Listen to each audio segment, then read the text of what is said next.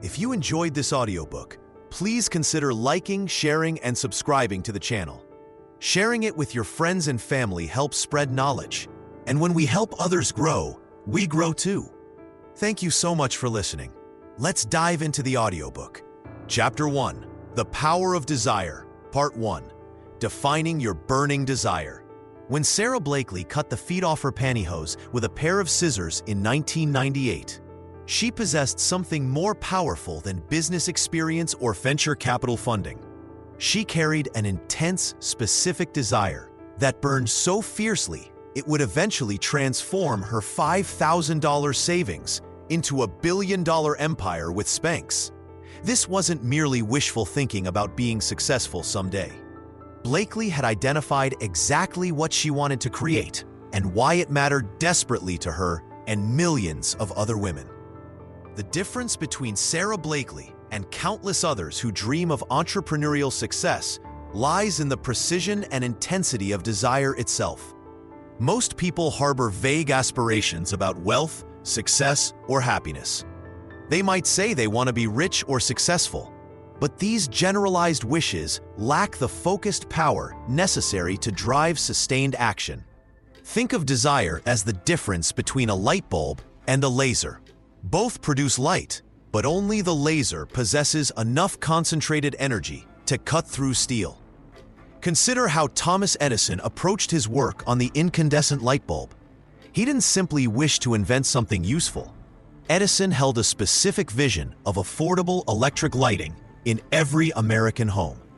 This precise desire sustained him through more than 1,000 failed experiments. When reporters asked about his repeated failures, Edison famously replied that he hadn't failed at all. He had simply discovered 1,000 ways that didn't work. His burning desire provided the fuel for relentless persistence where others would have abandoned their efforts. The transformation begins when you move from wanting something to needing it with every fiber of your being. Oprah Winfrey didn't merely want to be on television. Growing up in poverty in rural Mississippi, she developed an intense desire to create meaningful conversations that could help people improve their lives. This specific passion drove her to practice interviewing techniques with her cornfield audience and later sustained her through early career setbacks in Baltimore and Chicago. What separates burning desire from casual interest is the willingness to sacrifice immediate pleasures for long-term goals. When Howard Schultz envisioned transforming Starbucks from a small Seattle coffee bean retailer into a nationwide coffeehouse experience, he mortgaged his house and borrowed against his retirement fund. His desire wasn't just about building a business. It was about creating a third place between work and home where communities could gather. The intensity of your desire directly correlates with your willingness to endure discomfort, rejection, and setbacks. Colonel Harlan Sanders faced rejection from 1,009 restaurants before finding someone willing to use his chicken recipe. His burning desire to share his cooking methodology kept him driving from restaurant to restaurant, sleeping in his car, and facing daily rejection well into his 60s. Your burning desire must be so specific that you can visualize exactly what success looks like, sounds like, and feels like. This precision transforms abstract dreams into concrete objectives that your mind can work towards systematically. Part 2. Setting Clear Goals. When Walt Disney first pitched Mickey Mouse to MGM executives in 1928, they told him the idea would fail because a giant mouse on screen would terrify women. Disney had transformed his burning desire into something more powerful than rejection could destroy. A written plan with specific deadlines and measurable outcomes. The distinction between dreamers and achievers lies in this transformation process. Harvard Business School conducted a study tracking MBA graduates over 10 years. The 3% who had written goals earned 10 times more than the 97% who had goals but never wrote them down. Writing forces the abstract into concrete form, creating what psychologists call implementation intentions. John F. Kennedy understood this principle when he announced America's moon landing goal in 1961. He didn't say, "Someday we'll explore space." Instead, He declared a specific objective with a deadline: landing a man on the moon and returning him safely to the Earth before this decade is out. This clarity transformed an impossible dream into a series of achievable engineering problems. The process begins with mathematical precision. Instead of "I want to be wealthy," write "I will earn $100,000 annually by December 31st, 2025 through my consulting business." This specificity activates what neuroscientists call the reticular activating system, the brain's filtering mechanism that notices opportunities aligned with your written goals. Sarah Blakely exemplified this approach when she wrote her goal to create a billion-dollar company selling footless pantyhose. She specified the product, the market size, and even sketched her first prototype. That written goal, combined with a $5,000 investment, became Spanx, which sold to Blackstone for $1.2 billion in 2021. Your written goals must include three critical components: the specific outcome, the deadline, and the price you're willing to pay. Andrew Carnegie told Napoleon Hill he would dedicate 20 years to understanding success principles. That price, 2 decades of his life, demonstrated commitment beyond casual interest. Creating actionable plans requires breaking each goal into monthly, weekly, and daily activities. When Oprah Winfrey set her goal to own a television network, she didn't wait for the perfect opportunity. She created a detailed plan, including content development, talent acquisition, and distribution strategies. The Oprah Winfrey Network launched in 2011, directly from those written plans. Review and revise your written goals daily. Ray Kroc carried a written description of his McDonald's empire years before the first franchise opened. He read it every morning, refining the details as his understanding grew. This daily engagement maintains motivation during inevitable setbacks. Written goals with deadlines create urgency that transforms desire into systematic action. They provide measurement criteria that separate genuine progress from busy work, ensuring every effort moves you closer to your specific objective. Part 3. Faith and Visualization. When Dr. Roger Bannister prepared to break the 4-minute mile barrier in 1954, something remarkable happened. Months before he stepped onto the track, he ran the perfect race dozens of times in his mind, feeling every stride and visualizing the stopwatch reading 3:59. That mental rehearsal proved as crucial as his physical training, demonstrating how faith and visualization transform impossible dreams into inevitable reality. Faith operates differently than hope or wishful thinking. While hope remains passive, faith actively expects results and prepares for their arrival. Consider Sarah Blakely, who founded Spanx with $5,000 and an unwavering belief in her product. Before her first sale, she visualized women feeling confident in her undergarments, saw herself pitching to major retailers, and maintained absolute certainty about her success despite countless rejections. That faith guided every decision, from patent research to packaging design, creating a billion-dollar company from pure conviction. The process begins with mental rehearsal, a technique athletes and performers have used for decades.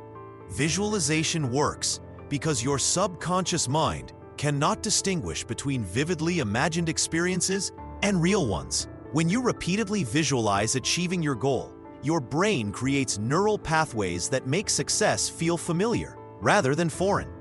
Michael Jordan famously visualized making game-winning shots thousands of times before taking them in actual games, training his mind to expect success under pressure. Affirmations serve as the verbal component of faith, but they must feel authentic to be effective. Generic statements like, "I am wealthy," often create internal resistance if your current situation contradicts them. Instead, craft affirmations that acknowledge your journey while reinforcing your commitment. Andrew Carnegie told himself daily, "I am attracting the right opportunities and people to achieve my steel empire," focusing on the process rather than claiming immediate results. Your expectations shape your actions in subtle but powerful ways. When you genuinely expect success, you notice opportunities others miss, persist through difficulties that stop competitors, and make decisions from abundance rather than scarcity. Colonel Sanders believed so completely in his chicken recipe that he drove across the country seeking investors, enduring over 1,000 rejections before finding his first franchise partner.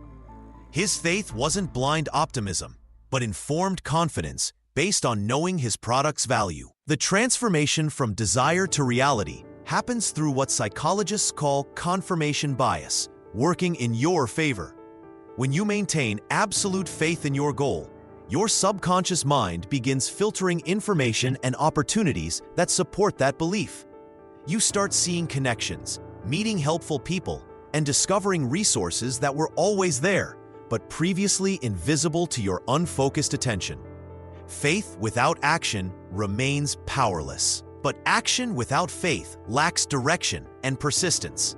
The combination creates what Hill calls applied faith, where belief guides behavior and behavior reinforces belief, creating an upward spiral toward your desired outcome.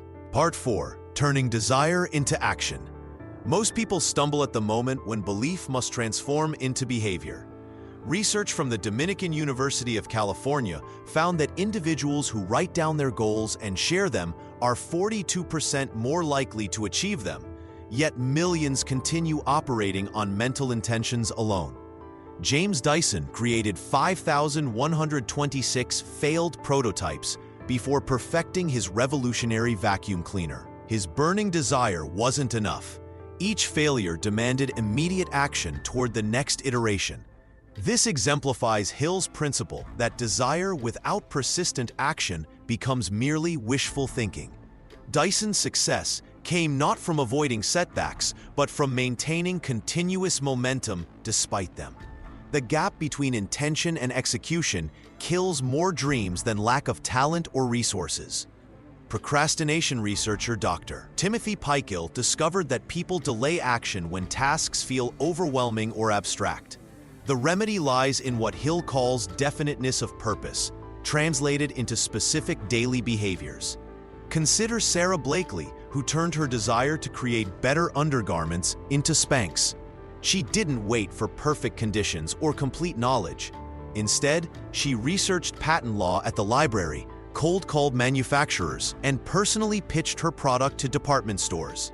Her $5,000 investment became a billion-dollar company through consistent small actions compounded over time. The momentum principle operates like physical physics. Objects at rest tend to stay at rest. Once you begin moving, continuing becomes easier than stopping. Netflix CEO Reed Hastings demonstrates this perfectly. After receiving a $40 late fee for Apollo 13, his desire to eliminate video store frustrations could have remained a complaint. Instead, he immediately began researching mail-order distribution models, leading to Netflix's creation.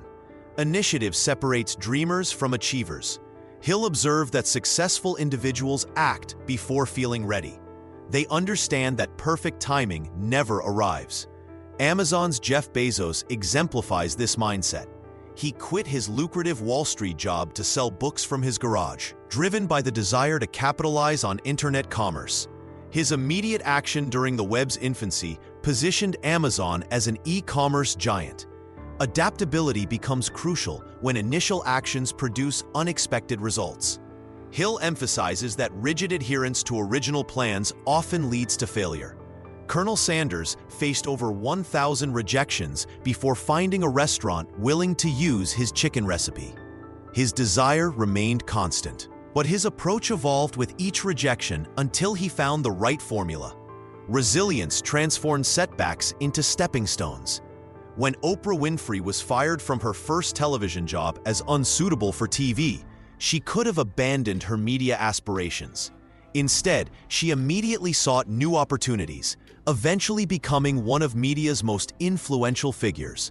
The compound effect of small daily actions creates extraordinary results over time. Hill's research consistently showed that individuals who maintain steady progress, regardless of obstacles, eventually achieve their desires. Your burning desire needs fuel, and that fuel is persistent, purposeful action taken consistently until your goal becomes reality. Chapter 2: The Mastermind Principle Part 1: Building a Support Network. When Walt Disney faced bankruptcy in 1923, his brother Roy stood by him, providing not just financial support, but unwavering belief in Walt's vision.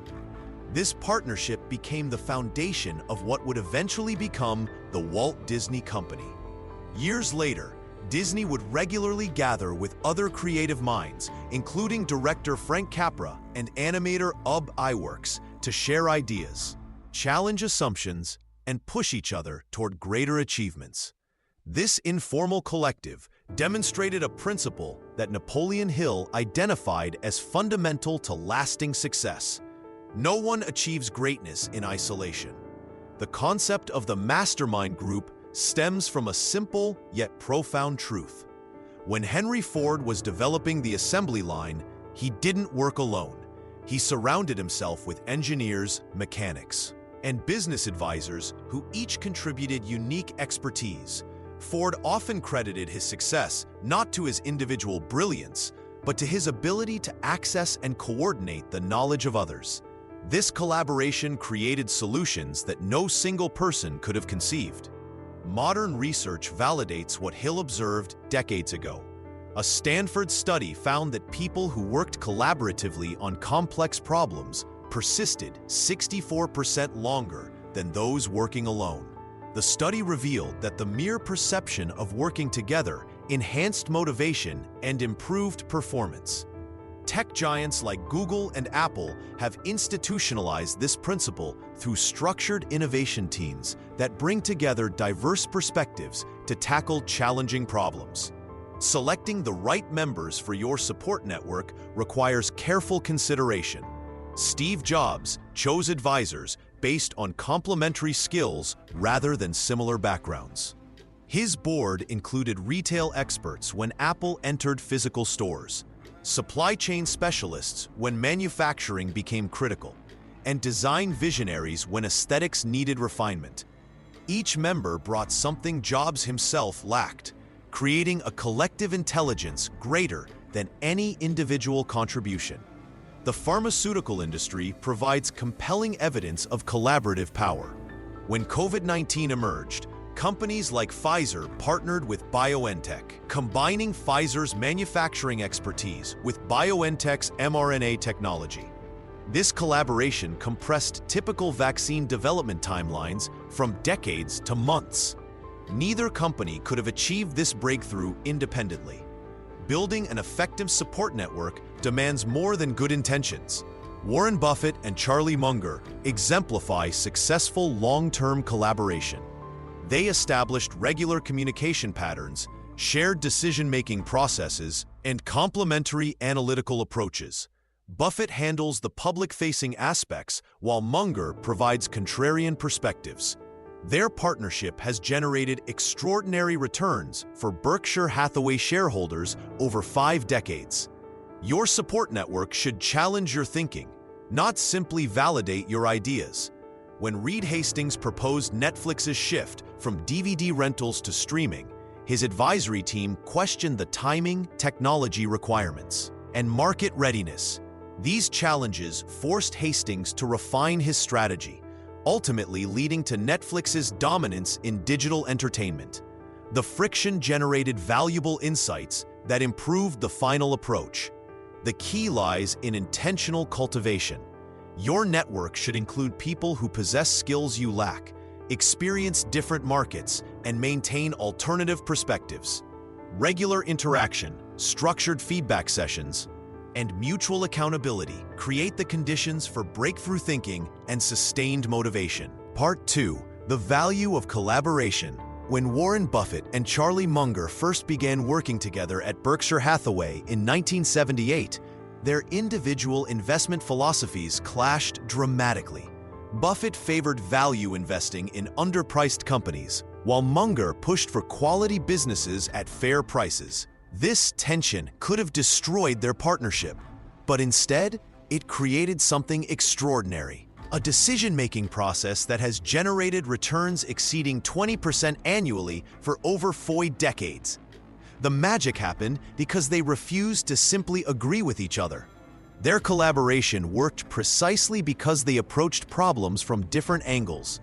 When evaluating potential acquisitions, Buffett would analyze financial metrics, while Munger examined competitive advantages and management quality. This dual perspective prevented costly mistakes and identified opportunities neither would have spotted alone.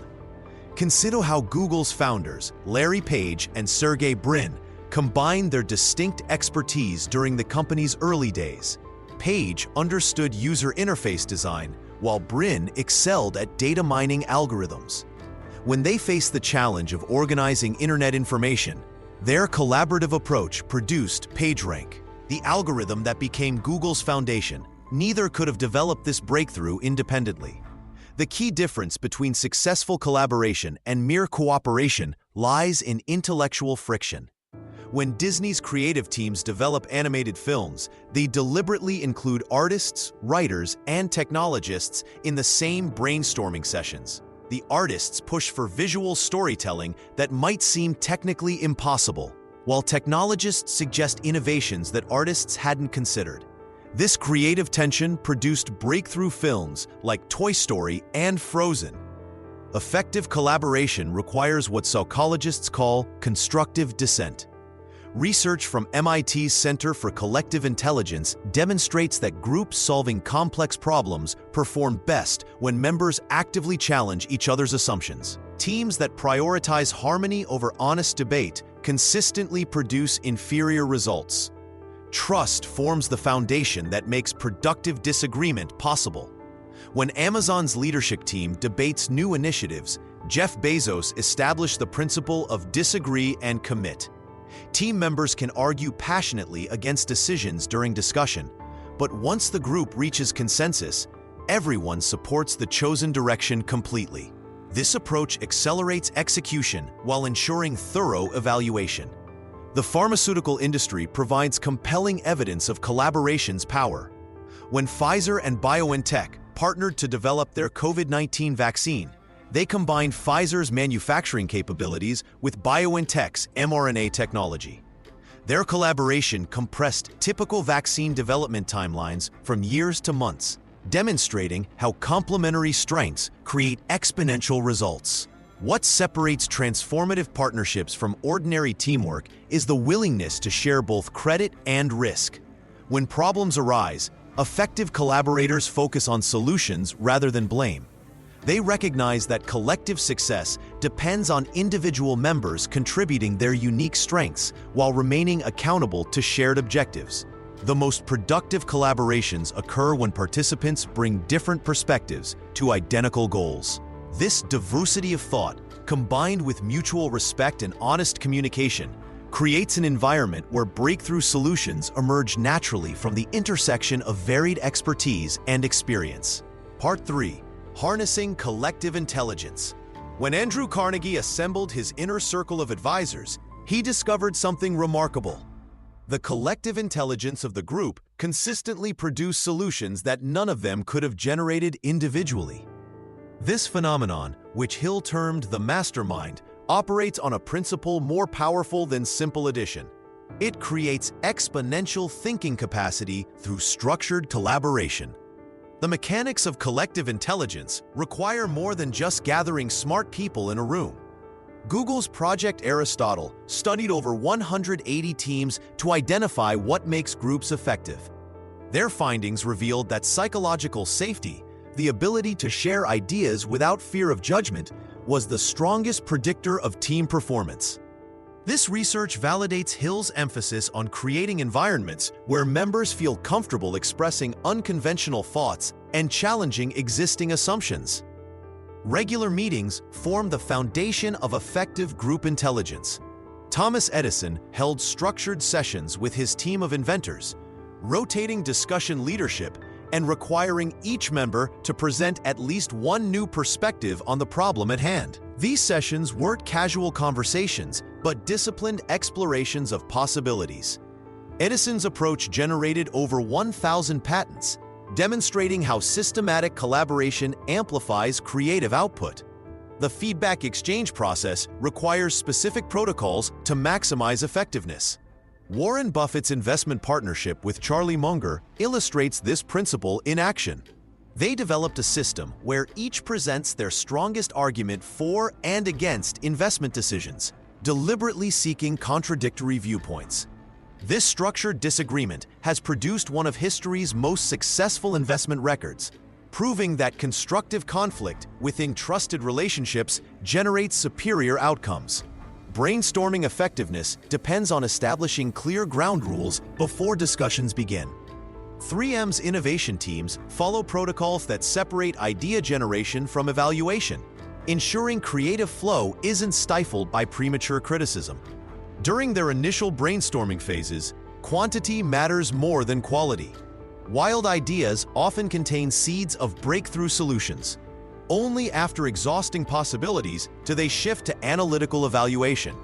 The refinement process transforms raw ideas into actionable strategies through iterative improvement. The Wright brothers exemplified this approach, conducting over 1,000 glider flights while continuously incorporating feedback from each test. Their systematic refinement process, informed by collaborative analysis of failures and successes, ultimately solved the problem of powered flight.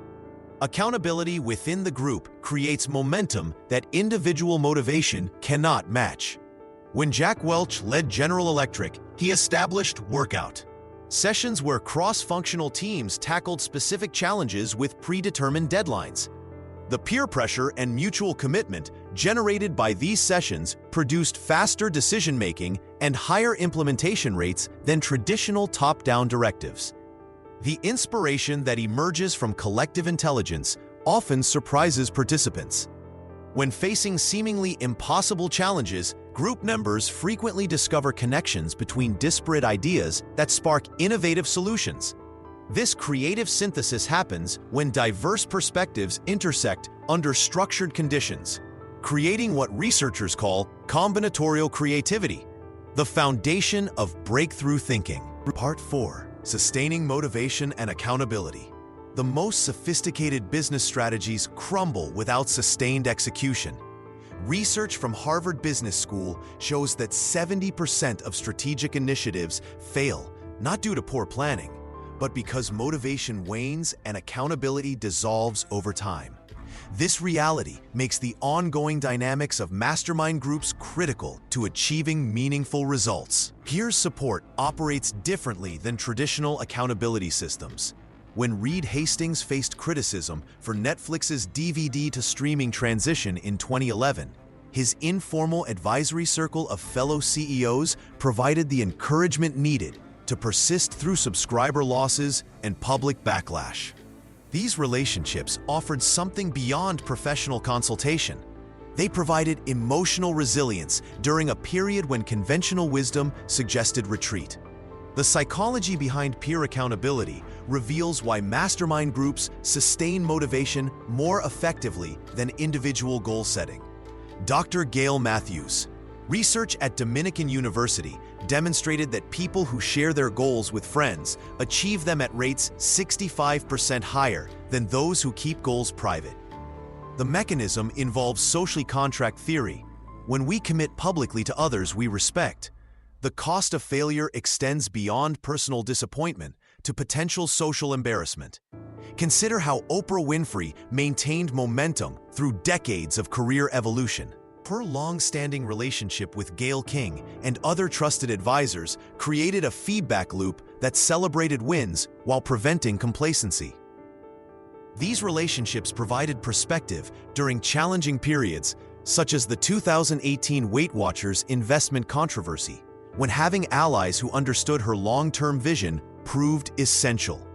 Effective mastermind groups establish specific rituals for maintaining engagement. Jeff Bezos' EST meetings at Amazon follow structured formats where participants must defend positions and commit to specific timelines. This approach transforms abstract goals into concrete obligations with defined consequences. The regularity creates rhythm, while the peer element adds social pressure that individual discipline cannot replicate. The celebration aspect often gets overlooked, yet research from Dr. Teresa Amabile at Harvard shows that recognizing progress significantly impacts sustained motivation. When Sarah Blakely was building Spanx, her monthly dinners with female entrepreneurs served dual purposes: problem-solving sessions and achievement recognition. These gatherings reinforced commitment by acknowledging incremental victories that might otherwise go unnoticed. Maintaining group energy requires intentional strategies. Successful mastermind groups rotate leadership responsibilities, ensuring no single person carries the burden of organizing and motivating others. They establish clear expectations about participation levels and implement consequences for consistent non-engagement. Most importantly, they adapt their format as members evolve, recognizing that static approaches lead to stagnation. The compound effect of sustained peer relationships creates advantages that extend beyond immediate goal achievement. These connections often become the foundation for future opportunities, referral networks, and continued personal development long after initial objectives are met. Chapter 3: The Subconscious Mind and Autosuggestion. Part 1: Programming Your Mind for Success. Your brain processes approximately 60,000 thoughts daily.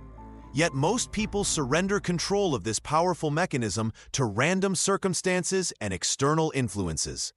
What if you could deliberately program this mental computer to work exclusively for your success rather than against it? The subconscious mind operates like a fertile garden that grows whatever seeds you plant. Feed it thoughts of poverty, and it will manufacture evidence to support that reality. Nourish it with visions of abundance, and it will identify opportunities others miss entirely. Andrew Carnegie understood this principle when he transformed from a poor Scottish immigrant to America's wealthiest man. Carnegie credited his success not to luck or connections, but to his deliberate practice of mentally rehearsing his goals until his subconscious accepted them as inevitable realities. Consider how Olympic athletes prepare for competition. Visualization studies conducted at the University of Chicago revealed that basketball players who mentally practiced free throws improved almost as much as those who physically practiced. The subconscious cannot distinguish between vividly imagined experiences and actual events. This discovery explains why successful entrepreneurs like Walt Disney could see Disneyland in complete detail years before construction began. Disney's subconscious had already accepted the park's existence, driving his conscious mind to identify solutions and opportunities that made it reality. Your habitual thoughts create neural pathways that determine automatic responses to challenges and opportunities. When Henry Ford conceived the V8 engine, engineers insisted it was impossible. Ford's response became legendary: produce it anyway. His subconscious, programmed with unwavering belief in possibility, refused to accept limitations. After months of failed attempts, his team finally succeeded. The engine revolutionized the automotive industry because Ford's mental programming demanded solutions rather than excuses. Most people inadvertently program their minds for mediocrity through constant exposure to negative news, pessimistic conversations, and self-defeating internal dialogue. They wonder why opportunities seem scarce, while successful individuals appear to attract them effortlessly. The difference lies in mental conditioning. Sarah Blakely, founder of Spanx, attributes her billion-dollar success to her father's unusual dinner table tradition. He regularly asked his children about their failures, celebrating attempts rather than only victories. This programming taught Blakely's subconscious that failure was feedback, not finality. Your subconscious accepts whatever you consistently tell it as truth. It cannot evaluate or judge these inputs. Feed it poverty consciousness through phrases like, "I can't afford it," or "money doesn't grow on trees," and it will ensure these beliefs manifest in your experience. Alternatively, program it with abundance thinking by focusing on opportunities, solutions, and growth possibilities. The key lies in conscious selection of mental input. Just as you choose nutritious food for physical health, You must choose empowering thoughts for mental conditioning. This requires vigilance against negative influences and intentional cultivation of success-oriented thinking patterns. Your subconscious mind becomes your most powerful ally when properly programmed, automatically guiding you towards circumstances and decisions that align with your deepest convictions about what's possible. Part 2. The role of repetition. When Muhammad Ali stepped into the ring chanting, "I am the greatest," before anyone believed it, he demonstrated a principle that neuroscientist Dr. Donald Hebb later proved scientifically. Neurons that fire together, wire together. Ali's relentless repetition of self-affirming statements literally rewired his brain for success before his victories made those claims reality. The transformative power of repetition operates like water slowly carving through rock. Each repeated thought creates deeper neural pathways in your brain, making success-oriented thinking increasingly automatic. Dr. Shad Helmstedter's research at the University of Arkansas revealed that the average person experiences over 77% negative self-talk daily. Without conscious intervention through repetition, this internal dialogue programs your subconscious for limitation rather than achievement. Consider how Ray Kroc built McDonald's into a global empire. Every morning for decades, Kroc repeated his vision of McDonald's restaurants spanning the world. His repetitive mental conditioning preceded the physical manifestation of over 40,000 locations. This wasn't mere wishful thinking. It was systematic mental programming through consistent repetition. Your subconscious mind learns through patterns, much like mastering a musical instrument. A pianist doesn't become skilled through occasional practice, but through daily repetition of scales and exercises. Similarly, your mental patterns require consistent reinforcement to become automatic responses. When you repeatedly affirm, "I attract prosperous opportunities," your subconscious begins recognizing and acting upon chances you previously overlooked. The key lies in emotional intensity during repetition. Dr. Joseph Murphy's work with autosuggestion showed that statements repeated with genuine feeling penetrate the subconscious more effectively than mechanical recitation. When Oprah Winfrey repeatedly told herself, "I am worthy of success," during her challenging early years, she engaged both logic and emotion, accelerating the rewiring process. Timing matters significantly. Research by Dr. Bruce Lipton demonstrates that the subconscious mind operates most receptively during alpha brainwave states, typically upon waking and before sleep. These moments offer prime opportunities for programming through repetition. Create specific, present-tense affirmations related to your goals. Instead of "I will be wealthy," use "I am attracting abundance now." Your subconscious responds to present reality, not future possibilities. Repeat these statements with conviction, visualizing the associated outcomes vividly. Sarah Blakely, founder of Spanx, credited her billion-dollar success to daily repetition of empowering self-talk learned from her father. She consistently repeated phrases about her capabilities and worthiness, creating unshakable confidence that supported her entrepreneurial journey. The transformation occurs gradually, but inevitably. Like compound interest, repeated positive programming accumulates power over time. Each repetition strengthens your new mental framework while weakening old limiting patterns, ultimately creating automatic success-oriented responses that guide your decisions and actions toward your desired outcomes. Part 3. Overcoming limiting beliefs. When Oprah Winfrey was repeatedly told she was too emotional for television news, she could have accepted this limiting verdict. Instead, she recognized these external judgments as false barriers and transformed her supposed weakness into her greatest strength, revolutionizing media through authentic emotional connection. The most dangerous obstacles to success rarely appear as external challenges. They manifest as internal whispers that sound remarkably like your own voice, telling you what you cannot do, cannot become, or do not deserve. These limiting beliefs operate like invisible prison walls, confining your potential within boundaries that exist nowhere but in your mind.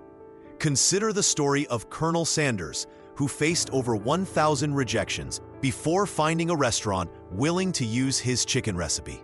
At age 65, Most people would have accepted the limiting belief that they were too old for entrepreneurial success. Sanders refused this mental constraint, continuing his mission until Kentucky Fried Chicken became a global empire. His persistence demonstrates how challenging our internal limitations can transform apparent disadvantages into stepping stones. Identifying limiting beliefs requires honest self-examination. They often disguise themselves as reasonable caution or practical thinking.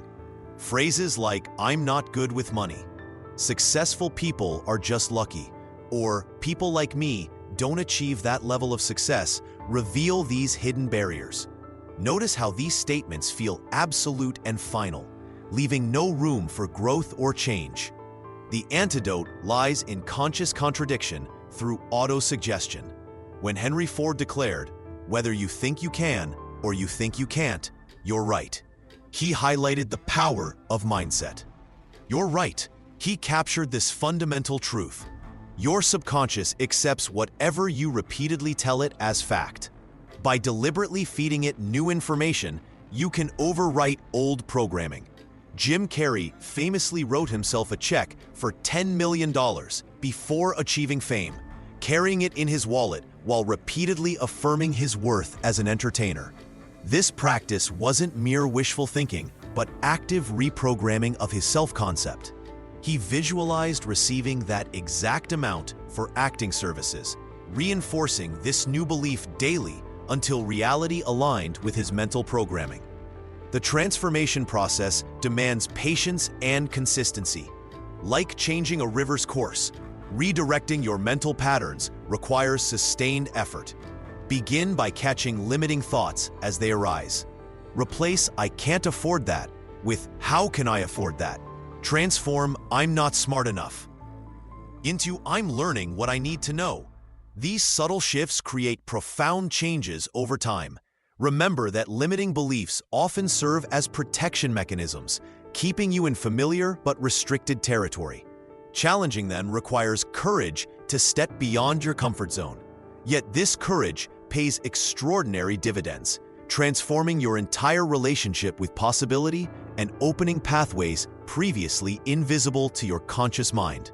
Part 4. Aligning thoughts with goals. When Thomas Edison's laboratory burned down in 1914, destroying millions of dollars of equipment and decades of research, his son, Charles, found him watching the flames with fascination rather than despair. Edison told him to fetch his mother because she'll never see another fire like this one. The next morning, Edison was already planning to rebuild, demonstrating how aligned thoughts and goals create unshakable forward momentum even in the face of devastating setbacks. This mental alignment represents the difference between wishful thinking and inevitable success. Your subconscious mind operates like a sophisticated navigation system, but it requires precise coordinates to guide you effectively. When your conscious goals and subconscious programming work in harmony, extraordinary results become natural outcomes rather than lucky accidents. Ray Kroc understood this principle when he spent nights visualizing McDonald's restaurants across America before the franchise existed. He didn't just dream about success. He programmed his subconscious to recognize opportunities, make decisions, and take actions that aligned with his vision. His thoughts became so focused on expansion that he instinctively knew which locations would succeed and which partnerships would accelerate growth. The key lies in creating what psychologists call cognitive consistency. When your subconscious beliefs match your conscious goals, internal conflict disappears. Instead of fighting against limiting thoughts, you experience natural momentum toward your objectives. This requires more than positive thinking. It demands systematic reprogramming of your mental patterns. Begin each day by reviewing your goals and connecting them to your deeper purpose. Ask yourself how today's activities advance your long-term objectives. This practice trains your subconscious to filter opportunities through the lens of your ambitions. Sarah Blakely followed this approach when building Spanx, spending years visualizing her product in stores before it existed. Her aligned thinking helped her persist through countless rejections because her subconscious mind was programmed to see obstacles as temporary delays rather than permanent barriers. Visualization must extend beyond abstract dreams to specific, sensory-rich scenarios.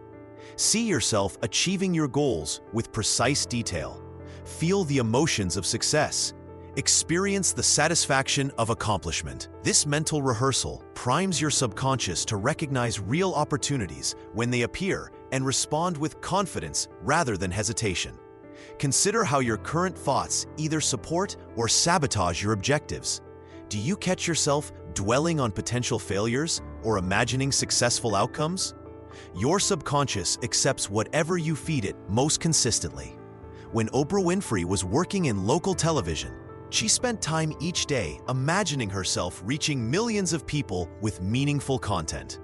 This mental programming helped her recognize and seize opportunities that aligned with her vision. The magic happens when conscious intention meets subconscious programming. Your mind becomes a powerful tool working constantly toward your success, recognizing patterns and possibilities that others miss. This alignment transforms goal achievement from struggle into natural flow, making success feel inevitable rather than impossible. Chapter 4: Persistence and Overcoming Failure. Part 1: The Importance of Persistence. When Thomas Edison's laboratory burned down in 1914, destroying years of work and millions of dollars in equipment, the 67-year-old inventor told his son to fetch his mother because she'll never see anything like this again. Instead of despair, Edison saw opportunity. He began rebuilding the next morning, and within 3 weeks had invented a new process that would become highly profitable. This response illustrates what separates those who achieve extraordinary results from those who abandon their dreams at the first sign of trouble. The difference isn't talent, luck, or circumstances. It's the ability to continue moving forward when everything seems to be falling apart. Most people underestimate the role persistence plays in success. We celebrate the moment of triumph, but rarely examine the countless hours of grinding effort that preceded it. Colonel Sanders was rejected 1,009 times before finding a restaurant willing to use his fried chicken recipe. Walt Disney's first animation company went bankrupt, and he was told he lacked imagination and had no good ideas. James Dyson created 5,126 prototypes before perfecting his revolutionary vacuum cleaner design. What enabled these individuals to continue when logic suggested they should quit? They understood a fundamental truth about achievement. Success is not a single event, but a process of continuous refinement through sustained effort. The persistence muscle grows stronger through deliberate practice. Start by examining your current response to obstacles.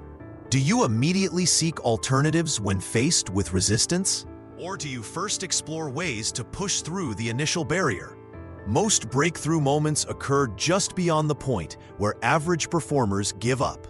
Consider developing what psychologists call implementation intentions. Instead of simply committing to persist, create specific if-then scenarios. If I face rejection from 10 potential investors, then I will refine my pitch and approach 10 more. This mental preparation prevents the emotional shock of setbacks from derailing your progress. The key lies in separating temporary defeat from permanent failure. Every no provides valuable information about what doesn't work, moving you closer to discovering what does. Persistence doesn't mean repeating the same failed approach endlessly. It means maintaining unwavering commitment to your goal, while remaining flexible about your methods. Your willpower operates like a bank account. Each decision requiring self-control makes a withdrawal. Smart persisters manage this resource carefully by eliminating unnecessary decisions, creating supportive environments, and building systems that make persistence easier than giving up. The most successful individuals don't possess superhuman determination. They've simply learned to view obstacles as temporary inconveniences rather than permanent roadblocks. They understand that the path to significant achievement is rarely linear, and they've trained themselves to find fuel in the very challenges that stop others cold. Part 2. Learning from setbacks. When Thomas Edison's laboratory burned down in 1914, destroying years of work and millions of dollars in equipment, his response shocked everyone around him. Instead of despair, he called his family to witness the spectacular fire, saying they'd never see anything like it again.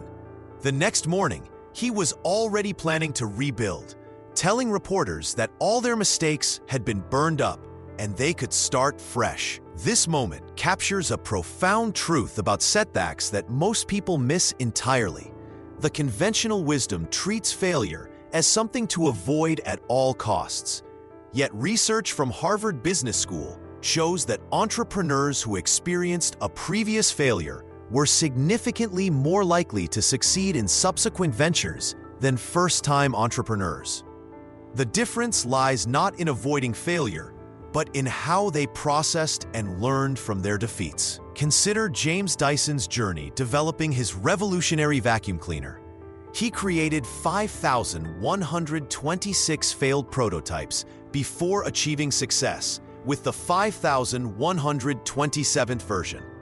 Each failure revealed specific design flaws that brought him closer to the solution. Dyson later described these setbacks as essential education, claiming that each failed prototype taught him something valuable that classroom learning never could. The key to productive failure analysis lies in what psychologists call intelligent failure. This means examining setbacks through 3 specific lenses. First, what assumptions proved incorrect? Second, which strategies need modification? Third, what unexpected information emerged that could inform future decisions? This systematic approach transforms painful experiences into valuable intelligence. Sarah Blakely, founder of Spanx, credits her success to reframing failure from childhood. Her father regularly asked about her failures at dinner, celebrating them as learning experiences rather than disappointments. This conditioning allowed her to persist through 2 years of rejections from manufacturers before finding one willing to produce her product. She learned to view each no as bringing her closer to the eventual yes. The most successful individuals develop what researchers call failure resilience.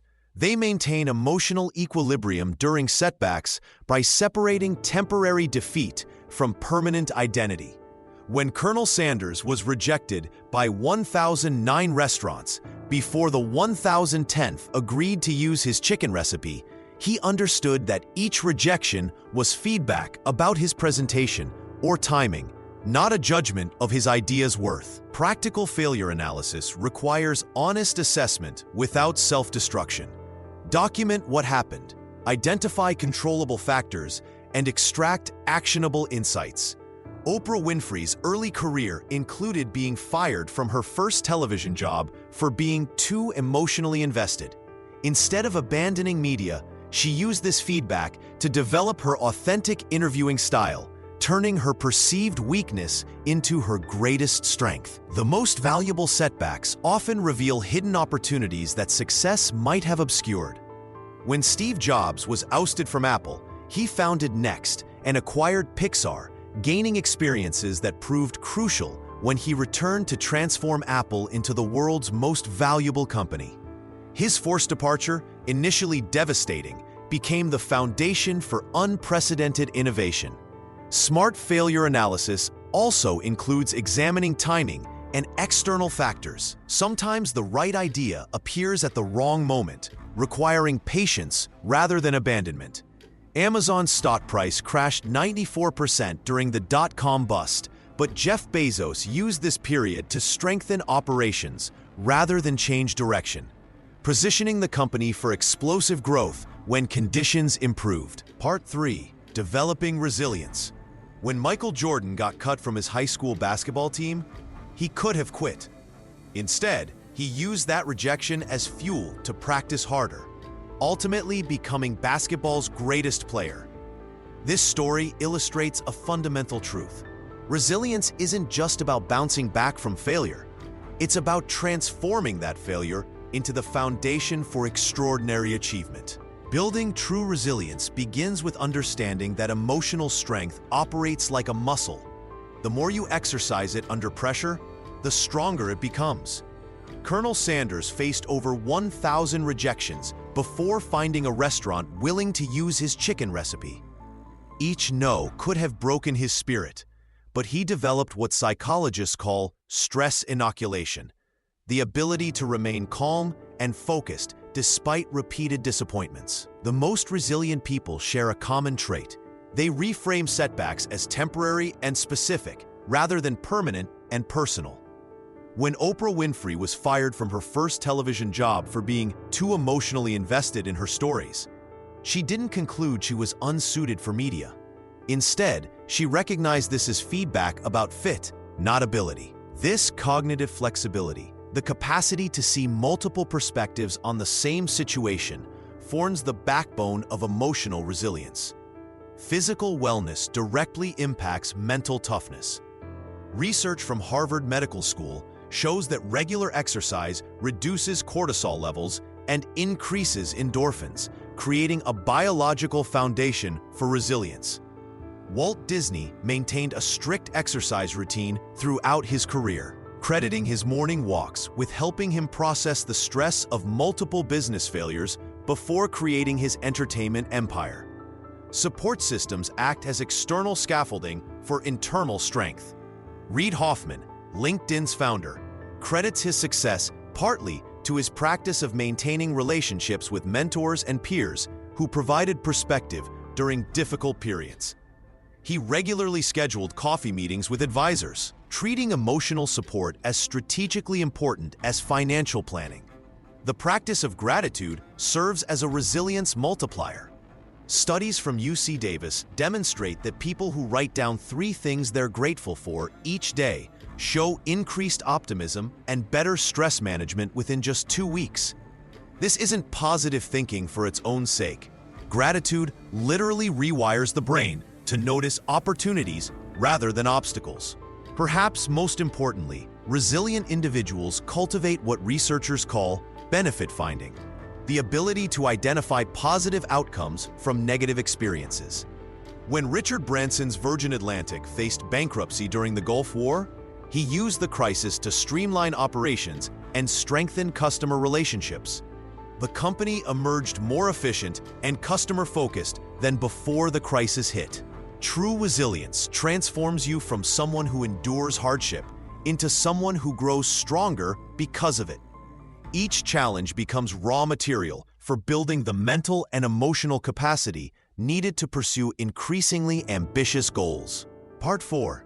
Transforming failure into opportunity.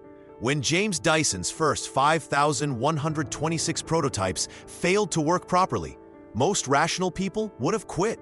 Instead, Dyson viewed each failed attempt as valuable data pointing toward the solution. This counterintuitive approach to failure represents one of the most powerful principles for achieving lasting success. The transformation of failure into opportunity requires a fundamental shift in how we interpret setbacks. Research from Stanford psychologist Carol Dweck reveals that individuals with a growth mindset perform significantly better over time because they treat failures as information rather than verdicts. When Pandora founder Tim Westergren was rejected by venture capitalists 300 times, he didn't see 300 failures. He saw 300 lessons about what investors valued and how to refine his pitch. Consider Sarah Blakely's journey with Spanx. When every hosiery manufacturer she approached rejected her idea, she could have accepted defeat. Instead, she analyzed each rejection, identified patterns in the feedback, and used this intelligence to approach the right manufacturer with a refined proposal. The rejections taught her which features mattered most and how to position her product effectively. The key lies in developing what psychologists call adversarial growth, the ability to extract maximum value from negative experiences. This requires asking different questions when things go wrong. Instead of "why did this happen to me?" successful individuals ask, "what can this teach me?" And how does this redirect me toward a better path? Oprah Winfrey's early career illustrates this principle perfectly. When she was fired from her first television job for being too emotionally invested, she used the feedback to develop her signature empathetic interviewing style. The perceived weakness became her greatest strength, eventually leading to unprecedented success in media. The process involves 3 specific steps. First, examine the failure objectively within 48 hours while emotions are still manageable but details remain fresh. Second, identify at least 3 specific lessons or insights that emerge from the experience. Third, create an action plan that incorporates these lessons into future strategies. Thomas Edison's approach to invention exemplifies this methodology.